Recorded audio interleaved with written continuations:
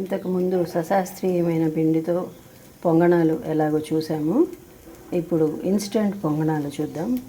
1 cup అటుకులు, పల్చటి అటుకులు, 1 కప్పు బాంబే రవ్వ వేసేసి 1 కప్పు పెరుగుతో నానబెట్టి ఒక పావు గంట నానిన తర్వాత మిక్సీ పట్టేస్తే ఇదిగో ఈ పిండి ఇలా ఉండేలాగా పట్టేసి దానిలో కొద్దిగా సోడా ఉప్పు, యాజ్ యూజువల్ పొంగనాల్లో లాగా క్యారెట్ తురుము, కొత్తిమీర, కరివేపాకు, నేనైతే శనగపప్పు నానబెట్టి అవి కూడా వేస్తాను. కొబ్బరి ముక్కలు ఉంటే కొబ్బరి ముక్కలు సన్నగా తరిగి పల్చగా, జీలకర్ర, అల్లం పచ్చిమిర్చి గ్రైండ్ చేసి ఆ అది ముద్ద కలుపుతాం.